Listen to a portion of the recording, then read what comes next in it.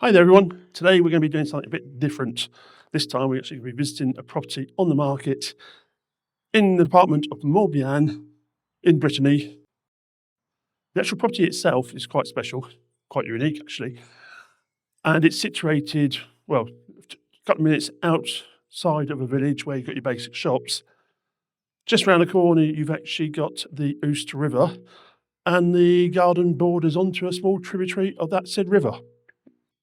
What we have here is an old manor house for renovation. The present owners have actually started stripping it out, ready to be worked on. But certainly an interesting property. As you can see up here, a couple of details here. Obviously, the whole property has been reworked quite a bit over the time. But you have a couple of details here. These two gargoyles up there, and the shield up on the top window. The actual general style of the facade is more 1900s, 1920, but there's still a lot of character in there. Let's go and have a look.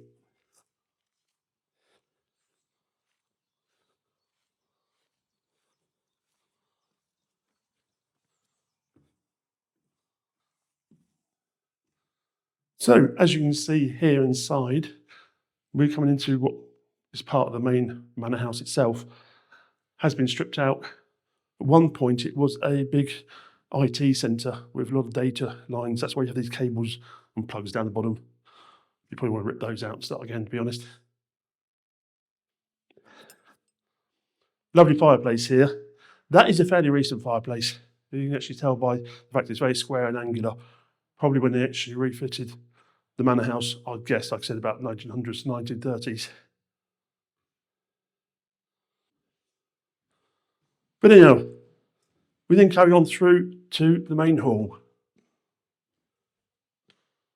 So as you can see here, this is the main hall. Fairly standard design with the two sides to it, usually dining and sitting areas. Lovely marble fireplace in the corner there. Yes, as you can see, this end does need work on it. We're not hiding the fact. But the good thing about this place is actually, we get onto it later, but the other end is actually perfectly livable. It's not brand spanking, but it's perfectly livable. The sort of place you can actually stay in while you're doing the work.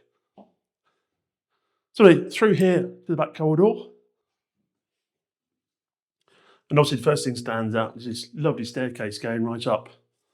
You might not notice though, down the floor, some lovely concrete tiles. Okay, probably best to actually take them up carefully, revive them and lay them back down again, but it could be really nice.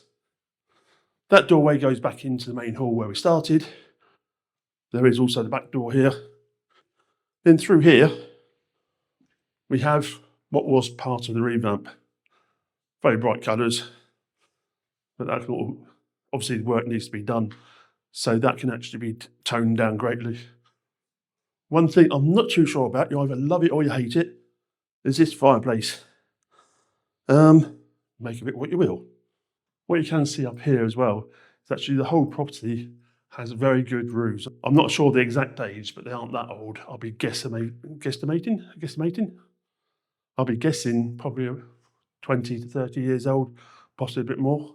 But the room I really like here is through the front. I don't know why, I just find this could make a really nice entrance.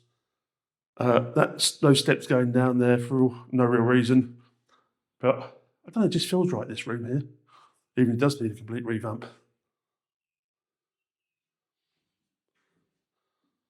So this is, let's say, the east wing. We're now going to go on to the west wing, which at the moment is still part of the manor house, but this is where you need to thinking about where the house joins up to the actual manor itself. So as we go through here, you can see there is two rooms here. That's a storage cupboard in the dark there, and down in that dark corner is a bathroom. Unfortunately, the power is off here, so I can't show you much more than that. Have a look at the photos. You can see a bit more. But that bathroom there gives on to the back of the kitchen cupboard, which I'll show you in a minute. Then in this room here, this is just a partition wall. If it was me, I'll take this out, double the size of this room using the next door room, which is very similar, and make it into a nice usable space. As you can see, we've got some radiators below the windows. So central heating is all through the property. The boiler will need attention though. It's not actually working at the moment, but the radiators are there. There's also a stock of radiators in the house which have been taken out and put to one side. Right, now we're coming back outside quickly to pop in through this door. Lovely slate steps there. I do love chessboard tiling like that. Don't know why, just do. But so, as you can see here, there is a basic kitchen in here. And one important part, remember I mentioned about the bathroom? That comes through to here. This is the partition wall, that's the partition wall at the back of the cupboard. So you can knock that through quite easily to make a continuation in the property. So, this is the actual present lounge. Once again, radiator in the corner there. The staircase going up, very 1920s, 30s design there. Big tall ceilings, massive beams as you see going across, and quite a bit of original woodwork around the windows, etc. So, could make a lovely lounge. Admittedly, the trees actually overgrown quite a bit on this end wall here. If they were cut back and the windows cleaned, it'll make it a lot brighter in here. Anyway, let's carry on upstairs.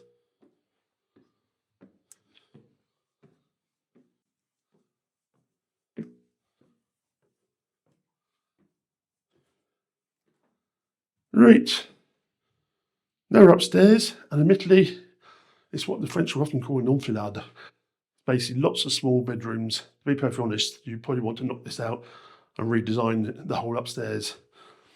Saying that though, it means you've got a good base to be actually camping in whilst you get the other end sorted. As you can see, here is one of the bedrooms, one of the bigger bedrooms.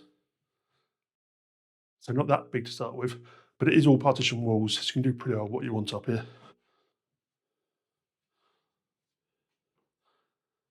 The good thing is, there's already 5 bedrooms up here. Down into the dark corner. Unfortunately, the lights are turned off here, but you actually have 2 toilets and 2 bathrooms. And here we have one of the other bedrooms. This one is tidied up a bit, but it is here.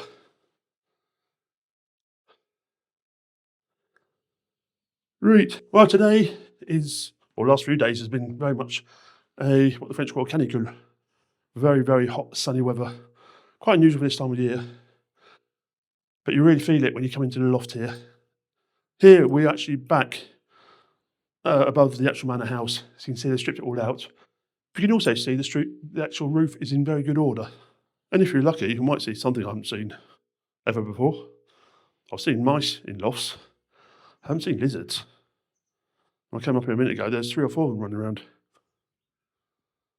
Right, anyway, you can see down here, there's a lot of space above that extension. That's where the mosaic fireplace is. Then we're going to go on through to the other loft.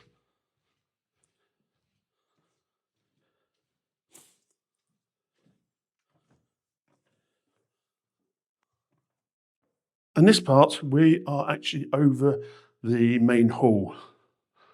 You can see there, access to the next loft up. Need a bit more braveheart to get up there than me.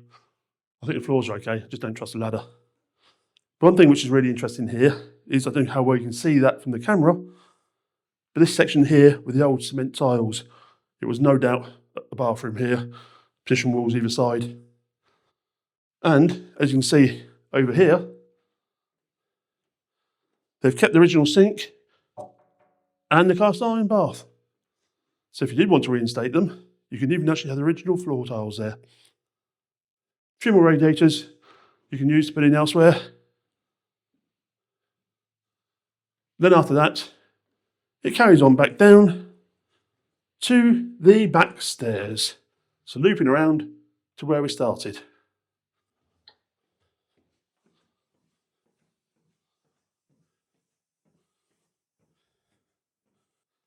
So there you go, a whistle-stop tour of this lovely project.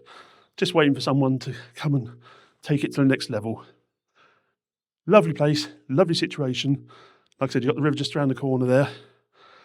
A couple of outbuildings with it, and a barn adjoined to the rear. We're about 10 minutes away from the town of Gacilly, very well known for its art side, and about a quarter of an hour away from Redon. Redon's a nice town, but the important thing being it has a high-speed train connection to Paris. The property has just come on the books at the asking price of €450,000, but if you actually scan the QR code or click in the link in the description, that will take you through to the latest update on the property and how to contact us if you want more information. My name is Dan Newton, the French estate agent. À bientôt.